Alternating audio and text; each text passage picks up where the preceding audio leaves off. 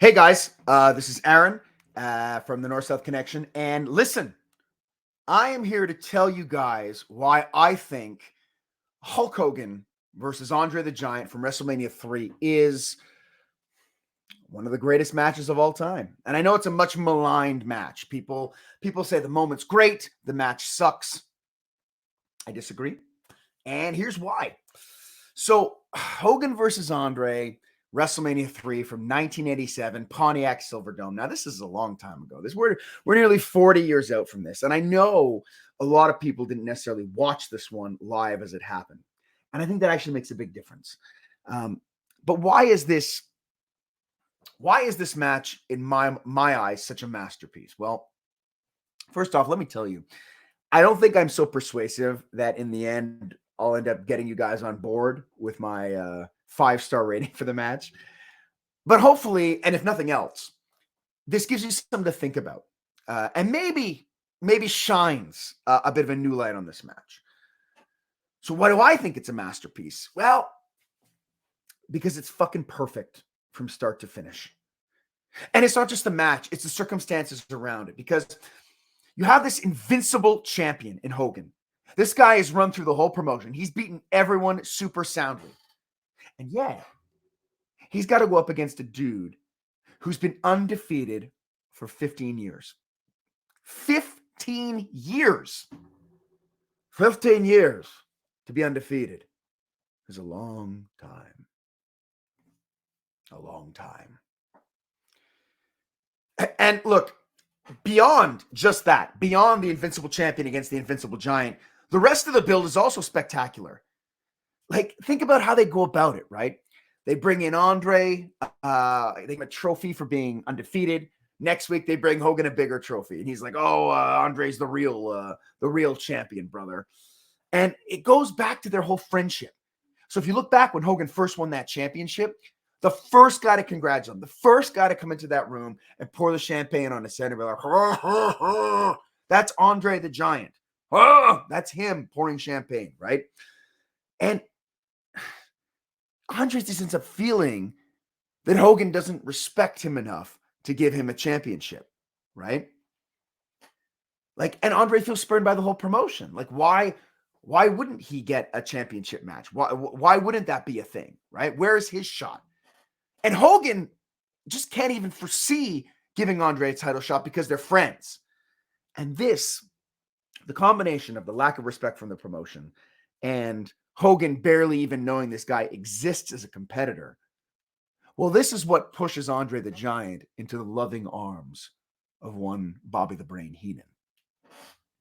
Then we get that one great confrontation on Piper's Pit. One great confrontation. One combo rip of the shirt and the cross off Hogan's body, right to the ground. It's going to go down in infamy, right? It has no choice but to live in infamy. And because of this build, this becomes the main event of the biggest show of all time. The day that Andre challenges him on Piper's Pit really goes down in infamy. Andre's here to challenge. Hogan's like, please, brother, please. See, it's not personal for Hogan. Excuse me, it's not personal for Andre. Andre, it's business. But Hogan, it's personal, right? He feels betrayed by his friend. And this is just the last or the most recent at the time in a long list of friends that have betrayed Hogan in his mind, right? But make no mistake about this. To this day, this is still the biggest match of all time. And I don't give a shit about how many people sat in that Texas stadium and watched Triple H fight Roman Reigns, okay? Because 30 years from now or 40 years from now, all people are going to be saying is, wait, is Stephanie McMahon not finished her promo yet? This match between Hogan and Andre had a cultural impact, right? And there's no wrestling matches really had that since then. It felt like a huge deal because it was a huge deal. The stars were aligned, man. The biggest megastar of all time was a giant killer. And the company has a big, nasty giant roaming around the promotion. It's a perfect storm. Now, obviously, let's get on with the match, right? And the pre-match promos are also incredible. All the brouhaha involved in this. I love in Andre's pre-match promo, he's so calm and collected. It's all business. He even preemptively says, I'm not going to take long. It's not going to take him long. Sorry, I wanted to translate just in case, right? And I think it's cool that that ends up being prophetic, considering what happens at the very beginning of this match. I just love how business oriented he is. He's done. He's done with the personal. It's not like he hates Hogan. I don't get that from Andre. I don't get that he hates Hogan. He feels let down by Hogan, which is such a stronger choice. But not only that, he's let down by Hogan, but he's disassociating with Hogan, not because he hates him, but for the betterment of his career. And again, it's just so simple that it's beautiful. But Hogan's pumped too, right? He knows that that giant's going to hit the ground. Stage is set. We got Euchre doing the announcements. We got the celebrities coming down. Andre comes out on the ring cart with Bobby Heenan, and the people are livid, like livid. They're throwing garbage like crazy. They're throwing trash at him. Mad boos everywhere. And like, guys, he just wanted a title shot. He's allowed. Full disclosure too, at the time, I was terrified of Andre the Giant as a child. He was scary as fuck, especially when he's just wearing that suit jacket, that little checkered one. Oh, he's choking Hogan on Saturday Night's Main Event. I was terrified. Anyway, and where does one even get a jacket that size? Monster pop for Hogan. And I got a soft spot for Hogan, ignoring the ring cart and just marching down to the ring with the bandana in his mouth, going crazy. Jesse's talking about the tail of the tape, and it already feels big. It's huge. It already feels big because we're there. And you can feel the intensity right away too. But there's a cool intensity, because what's cool is that the people in the building are uneasy. And rightfully so. Hogan's title has never been in this much jeopardy before. Andre's so great at the small stuff too. Hogan's doing all his shtick. Andre's just freaking standing there, tall in the center of the ring, right? Andre knows the act. He's just waiting for him to get on, do the thing, rip the shirt, and he's going to win. Andre waits for him at the center of the ring. And it's at this point too, Jesse says, this is the biggest match of all time, Gorilla. And perhaps for the first time in wrestling history, there's not an ounce of hyperbole in that. They come together slowly. Incredible standoff. It's the way Hogan slowly walks up to him. He slowly walks up, gathering the energy from the crowd, right? As he's walking up, the crowd is losing their shit. They're losing their shit for a standoff, right? The crowd is this engaged in this match so far. And it's at 3 hours into a show. 3 hours into a show that had 100 other matches, including a huge emotional catharsis in the Intercontinental Championship match. Amazing open with the stare down. Hogan's talking to him. Andre's not saying a word. He's just looking at him with disdain. He's going to beat this man. Hogan's bad-mouthing him, though. You could tell. They start shoving. Hogan gets some punches, and the second that first punch connects, because Hogan blocks the punch and then gives the punch, crowd's losing it. They are losing it. They are biting on everything. And then some more brilliance. Hogan picks him up for the slam. Andre falls back, and they get the closest 2 count you'll ever see. It's so close that Andre thinks he's won, Bobby thinks he's won, Jesse thinks he's won, the crowd thinks he's won. They'll play on this for the next year, which is smart. And I love that it plays into Andre saying it's not going to take him too long. Bobby's pissed. Andre's pissed. Even though Andre's pissed, and again, here's where he's a master of the little things. And I'm sorry, these little things matter in making a match a great match, right? Even though he didn't win, he knows that he's got Hogan. He's hurt him. He smiles. And that little smile, man, oh, it's so good, because it's so rare that you see this much confidence from a big guy, right? Hogan doing a great job selling the back, right? And of course, smartly, Andre starts working the back.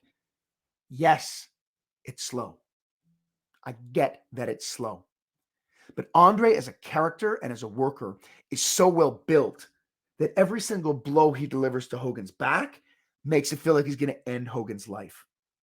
Less is more here. And the fans are losing it because they're scared Hogan's going to lose the belt. Andre is pounding and pounding, slams him with ease. Great contrast. Hogan failed the slam. Andre, it's easy. Andre is in such great control that he starts taunting Hogan. Oh! Oh! Hogan eventually does get up. And at this point, Jesse's like, this is almost a mismatch. Again, great call. Hogan slammed again. Now, Andre does the simplest of moves. He just stay back. Now, I get it. You're watching after 18 Johnny Gargano matches. You're like, oh, who cares about someone standing on his back, right? I get that it's not flashy. Listen to the crowd. When he does that, the crowd legit gasps. It's a like they are gasping and are impressed in a way that even the prettiest moonsault can impress them. Andre standing on his back looks legit. I mean, it probably is legit, right? And then I love Hogan's crawling. His back's fucked up. He's crawling. All the while, the crowd screams. And look, I mean screams for Hogan. And this all plays in to that first failed body slam attempt by Hogan. Now, I know the criticism of Andre is that he doesn't do much in the match, right? Guess what? He doesn't have to, all right? Every shoulder block when he's ramming in the corner, it looks like death. When he backs up and rams his back and ass into Hogan's abdomen, Hogan looks finished. Everything Andre does is done with purpose and it's meaningful. I've heard a lot of commentators being like, no wasted motion. No. What's happening right now in this match, this is actually no wasted motion. Every look, every shift, every move means something. And that's not true to a lot of matches. That's not true to 99% of matches. But everything these two are doing in this match means something. Andre's got him in the corner, goes for a headbutt. Hogan slides underneath. Andre rams his head into the turnbuckle. What's great about this is it's the opposite of almost every other Hulk Hogan match that I've ever seen, right? The idea being that Hogan's opponents only get the upper hand if Hogan makes a mistake or if they cheat. Here, Hogan only gets the upper hand when Andre makes a mistake. And it's a complete reversal of fortune from what we're used to seeing out of Hogan, right? But when Andre does make a mistake, like ramming his head into the turnbuckle, what Hogan does really well is that he counters with urgency. He's leveling him with clotheslines. He does that weird running elbow where he hits him with the point. Sweet chops in the corner, but he can't drop him. Andre is just way too strong. Hogan getting more and more of the upper hand. As he's doing this, the place is just shaking. The whole building is coming unglued. Then Hogan runs at Andre. Andre just raises the boot. Again, simple. His boot's so big. His boot is the size of two whole Hulk Hogan's. Hogan goes down, massive heat. And Andre locks in an Andre the Giant bear hug. And I hate bear hugs usually, but holy shit, is this one effective? I mean, already right away, the crowd is throwing garbage again. And Hogan, to his credit, I don't think he gets talked about enough with Hogan. He's great at selling the agony of it. The way his fingers, you can engage your hands like this, right? But he's using DDP's dynamic resistance. But the way his fingers jet out, they're jetting out for help. He needs help from the crowd, right? He's trying. Then the fists clench when he's trying to power out. These are small details, but the details matter because the crowd is losing their minds. I've never seen a crowd so engaged in a bear hug. And in fairness, I've watched every single bear hug that's appeared on WWF pay-per-view.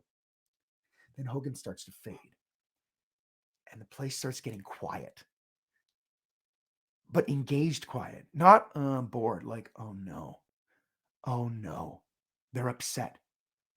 But then Hogan keeps that arm up for the third time. And when he does this, the pop is so loud, you'd think the Lions just won the Super Bowl. And I know that probably doesn't resonate with a lot of Lions fans. And I get it. You don't know what it feels like, but it's fine. Hang in there. Barry Sanders, too, is coming at some point. That's the only football player I know. Hogan has to fight out of that bear hug. How does he fight out? By just going barbaric. Punch after punch after punch. And he fights like 1,000 punches. And again, great details, because with each punch, Andre lessens his grip just a bit. Every punch is needed to get out of this, right? To the point where Andre is kind of leaning back and like hanging on to his tights until a punch finally knocks him out. Everything matters. I can't think of another match where every punch changed something in the match. Like, you'll watch a match and guys will just punch the shit out of each other for hours. On this one, Hogan punched him and released a little, and every punch got him closer to his goal until it freed him. It all mattered. Andre's just holding on to the tights, doing whatever he can to stop Hulkamania from running wild. But, Hulkamania is doing a great job of chipping away at that giant. Punches, shoulder blocks. Again, Hogan runs into a chop. The crowd is upset. Hogan's offense so far, despite it being effective in escaping holds, has not been able to get him any sort of an advantage over Andre. Then Andre kicks him like he's in the NES version of WrestleMania, and Hogan tumbles to the floor. Andre follows, goes for a headbutt, misses Hogan, hits the post. Crowd going crazy again. Then Hogan tries to basically commits an attempted murder on Andre by pulling up the mats and trying to pile drive him. Andre backs him out. Andre then brings him back in the ring, throws him into the ropes. Hogan dodges a kick, does like his old finish, not quite, but almost, that jumping massive clothesline. And finally,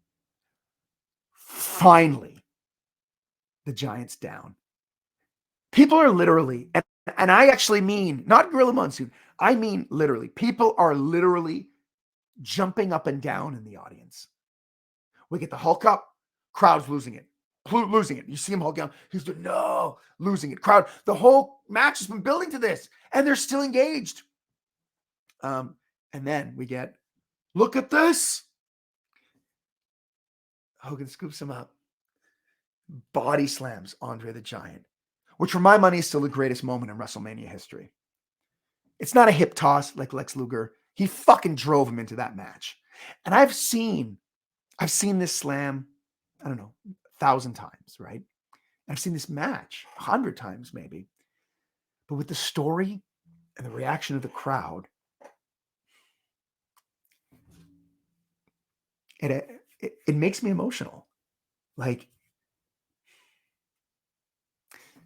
that's my childhood right there. But not my childhood only. That's the peak. That's the peak of it all. Big leg drop, 3 count. Sorry. Roof is blown off. Hogan poses. Andre and Bobby leave in the cart. I love Bobby being like this. Incredible match. So, why do I have it 5 stars? And am I insane? I might be insane. Why do I have this match 5 stars? Well, the purpose of a staged wrestling match is to engage the audience from beginning to end.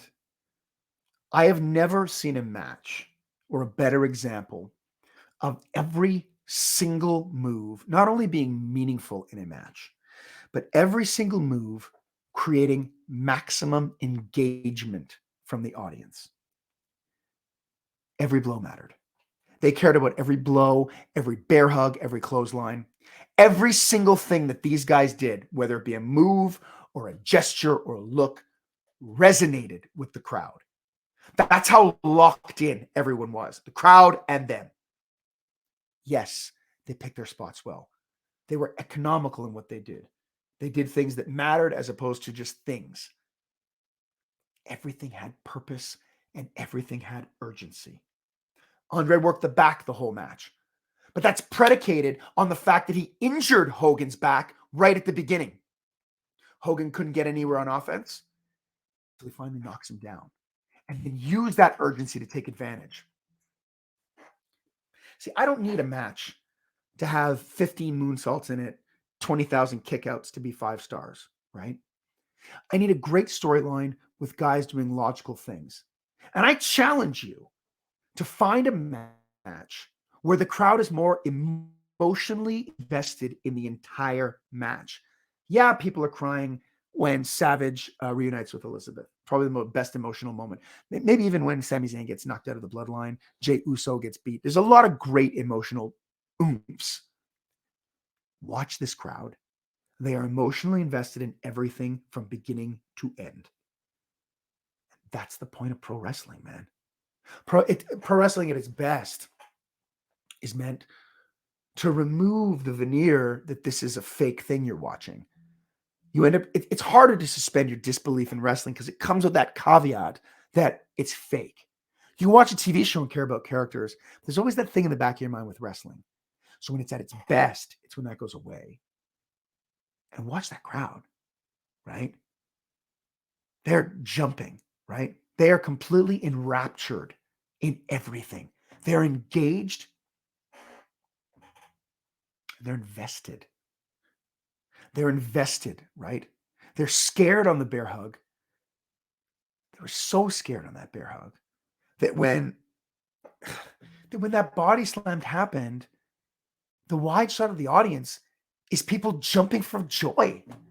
People are literally jumping up and down for joy at the giant being slammed. They know it's a show, right? No one jumped for joy when Razor Ramon pulled down those 2 Intercontinental titles. No one jumped for joy when Austin passes out in the sharpshooter. No one jumped for joy when Kurt Angle tapped out Chris Benoit at the 2003 Rumble. If you go back and watch all the 5-star matches in company history, not a lot of jumping for joy. Not a lot of being that invested in the match that you become completely uninhibited with your body. How can this be anything other than 5 stars? When everything both guys do captivates the crowd and engages them further in the match.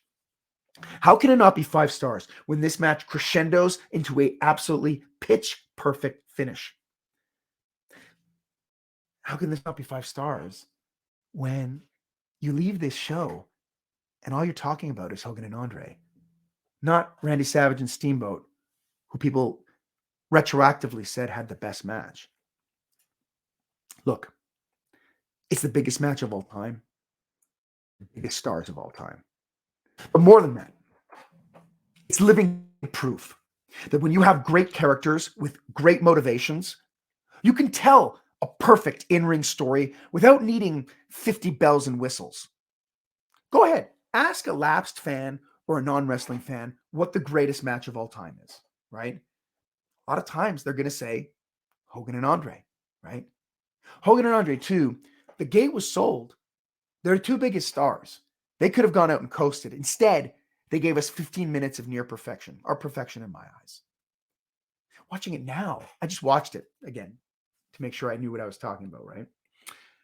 I was as engaged as when I first saw it back then. I was as engaged as those people in the building. Now, this is 40 years have passed, but man, it's so beautiful to see what pro wrestling can be when it's done right. When good conquers evil. When the irresistible force slammed the fuck out of that immovable object. Hogan versus Andre is a masterpiece. Perfect, start to finish. Nothing's wasted. Everything tells the story. The story of the match is Hogan is surviving. Andre's going to win until Hogan pulls it out. And every nuance to everything leads to that moment. For me, it's one of the greatest matches of all time. See, you want to believe in Hulk Hogan. You're transported back there. Back to a simpler time. When wrestling mattered. This mattered, man. Back when wrestling was fun. And the company really did always try to put smiles on people's faces. It's not just nostalgia. Look, we want to be reminded of all that is good, right? And Hulk Hogan versus Andre the Giant in their beautiful simplicity is incredible.